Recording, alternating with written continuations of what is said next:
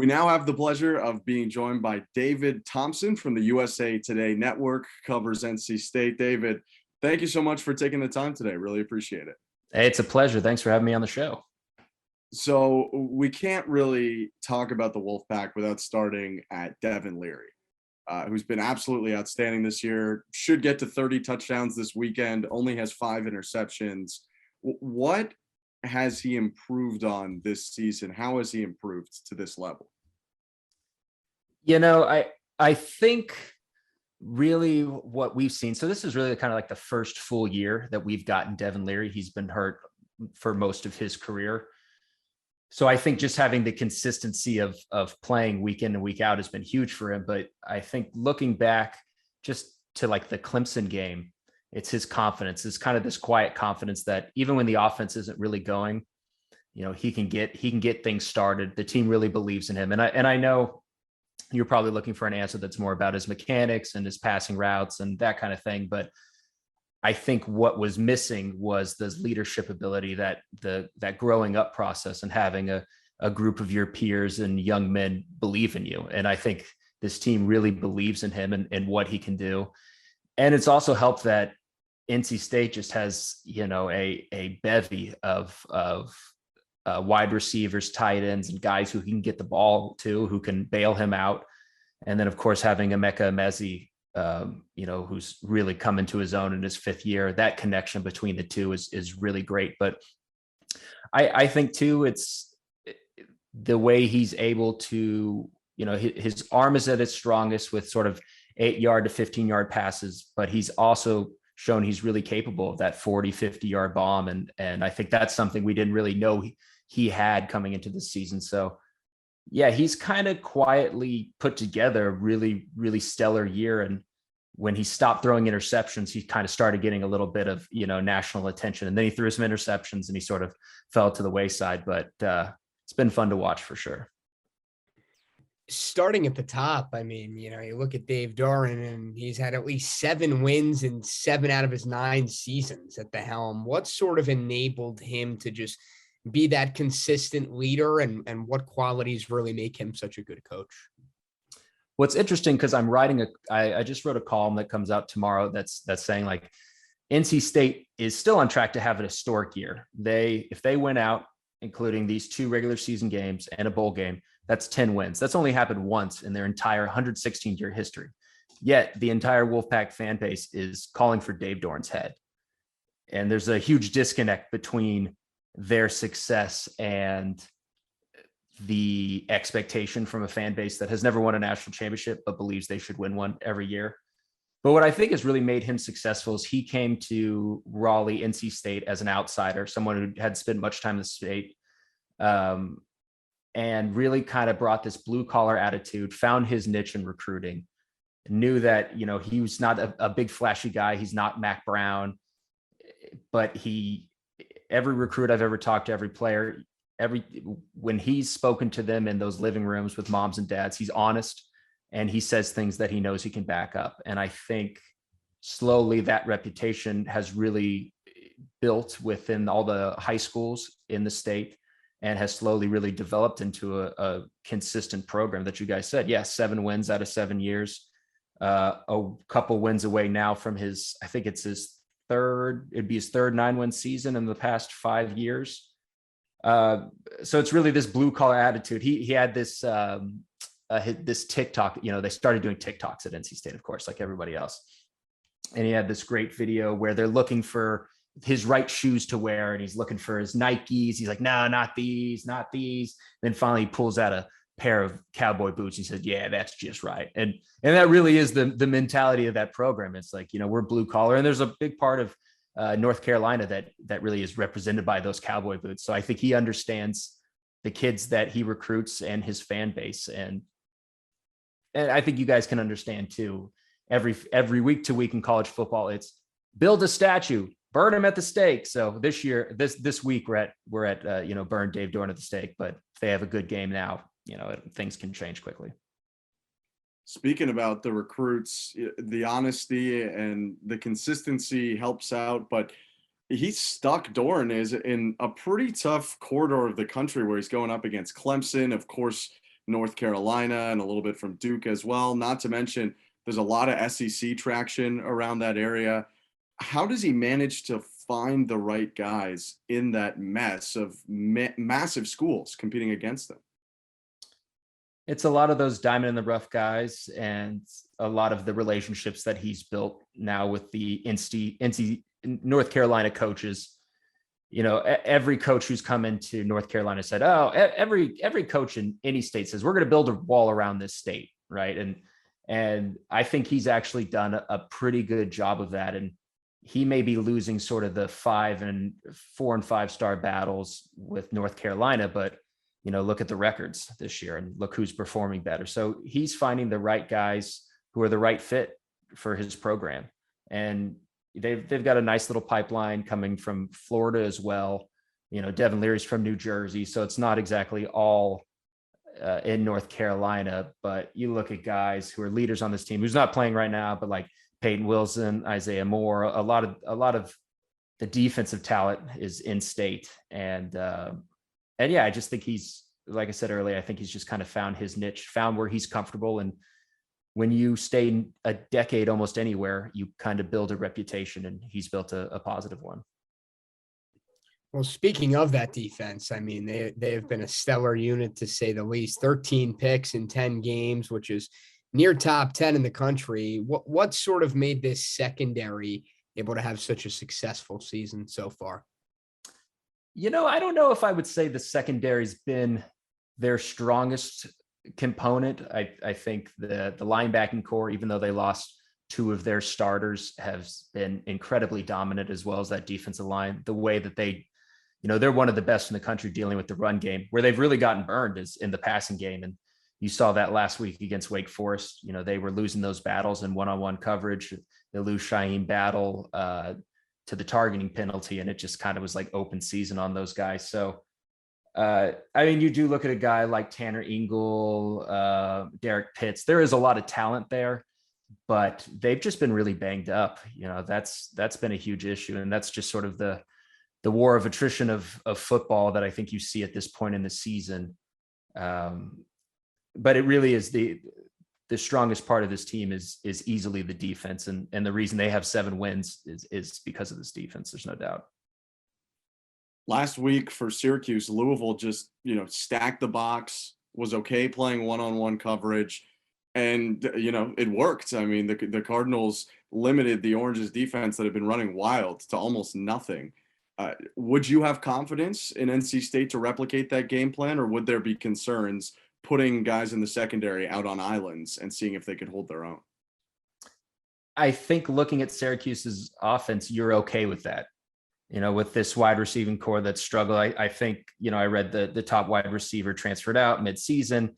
There's been some issues there. So if I'm a defensive coach, I'm saying, all right, who are the best 2 players on this offense? You've got Schrader and you've got Tucker. These are the guys you have to stop.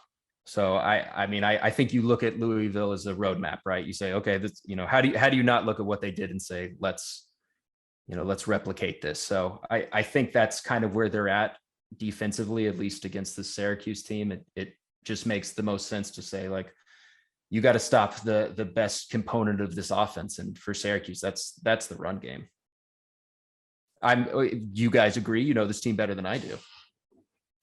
I mean, it's hard not to agree. I don't know what you think, Johnny, but I can't imagine that there would be a reason to double Courtney Jackson, as well as Courtney Jackson has played their leading receiver. The thought of doubling him seems like a waste of one player on defense. Yeah, no one on the outside for Syracuse is causing matchup nightmares, that's for sure. But as far as who's on the outside for the Wolfpack, I mean, 3 receivers with at least 4 touchdowns, 450 yards, sort of a spreading the wealth type of approach. But, you know, that certainly doesn't bode well for a Syracuse defense that struggled mightily last week.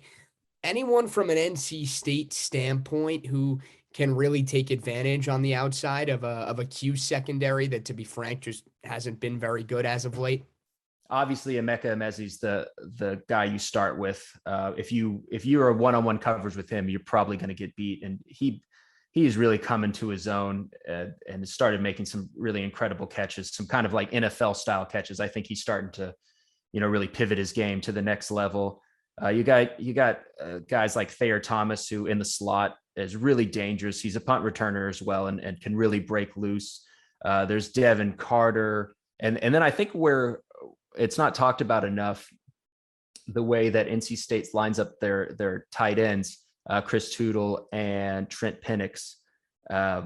They are guys who came in playing different positions, I believe it was one came in as a quarterback, the other one came in as a wide receiver, and both are great athletes. And now they've lined them up in these tight end positions. And it's really creates this mismatch where linebackers are too slow to deal with them and defensive backs are too small. So we've seen Leary really use those guys a lot. So it's really a wealth of riches. And I think that's been the biggest issue with NC State is that they don't run the ball anymore because potentially they just have so many options passing the ball. I mean, they play Wake Forest last week, the worst rushing defense in the ACC, and their top running back rushed the ball 4 times. Devin Leary threw the ball 59 times. And for the life of me, I still can't. I've watched the game a couple of times and I just don't quite understand why you would do that. But that's just me. So my question for you guys, do they not allow you to hang pictures in Syracuse? I'm looking at these 3 boxes and I'm just like, are you guys in jail? What's going on here? I'll give you a rundown. Johnny and I just have boring rooms, I gotta say. But Ethan, our producer of this episode, he is right now in the radio station WAER. Okay. And I love WAER, but I wouldn't say that NPR stations are necessarily known for like their experimentation or flavor with their decor.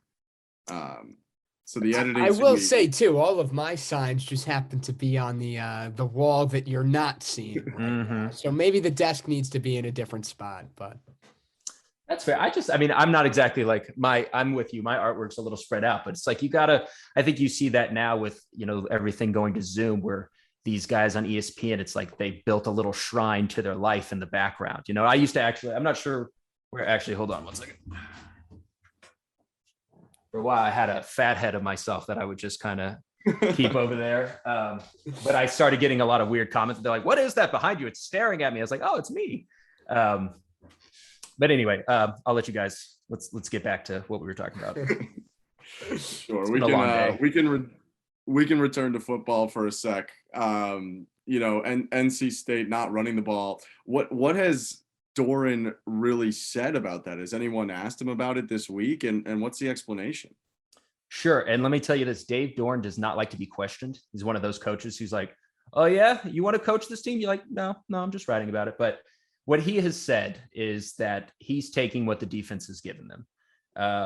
They're stacking the box against Zonovan Knight and Ricky Person and kind of daring them to pass, I suppose. But I really feel like Dorn is bailing out defenses and saying, okay, then we won't run, instead of like, all right, we're still gonna make this an option and finding creative ways to get these guys the ball. And it's made them really one-dimensional when they don't need to be. And it really, I think you go back to that Wake Forest game, which was so big for their program in so many different ways, would have been first in the ACC Atlantic and was, the second really kind of huge national game that they were a part of this year.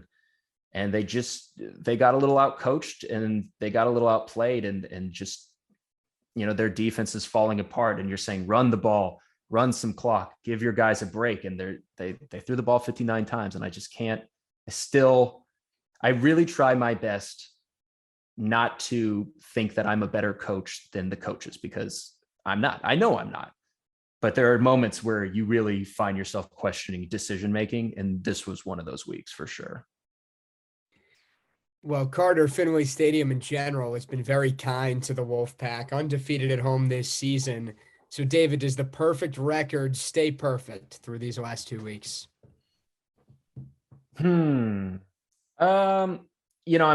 feel good about NC State's chance against Syracuse. I do think that there's going to be, maybe a little hangover. I think just talking to some of the guys, they're coming out there. Usually it's just like Dave Dorn, it's a very regulated team, right? They talk by the book. They don't really give you a whole lot. And I'm trying to remember who it was who came and talked to us yesterday. Looking at their roster now, and I'm spacing on it. It's Chris Ingram, one of their defensive backs, and he was like, "You know what? We're just pissed." And that I was like, "Whoa, they've never thrown out the P word before. I hadn't heard that." And I actually kind of think, and I asked him, I was like, "Okay, how do you take that emotion and actually put that onto the field?" And I am worried that they're going to come in a little jacked up and just wanting to prove something and angry. And I don't think teams play well when they do that. I think, teams play best when they're emotionally composed. So I kind of think it'll be a close first half, but I think NC State will figure out a way to stop Syracuse's run game and eventually be able to score enough points to win this game.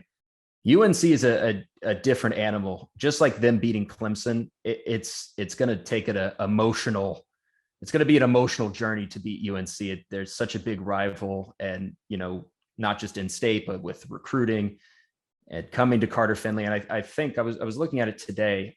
NC State has only been undefeated at home. The last time I think it was 1986 or something like that. It's been a very long time. But they've obviously played, all their losses have come on the road. They play really well at home. I think everyone's more comfortable at home, but that's the problem with podcasts is everything's forever. Right. But yeah, why not? I think they'll be favored in both games. I feel pretty confident that they'll win both games, and I'd like to see them win a bowl game and end up with 10 wins. Cause I think this team is historically good with their talent. And I think it would be nice for them to be recognized, in the next 10, 15 years as a team who did something like that. Don't worry. I will surely in the next few weeks this basketball season say a couple things that just turn out to be brutal by the end of the year. So the foreverness of the podcast lives with all of us. Before we wrap it up, David, you mentioned the Shrine. You piqued my interest. And outside of the Big Head, because I think we've established the Big Head would be in your ESPN Shrine behind you. Absolutely. What kind of other stuff, or maybe what would be the key centerpiece outside of the Big Head for the Shrine?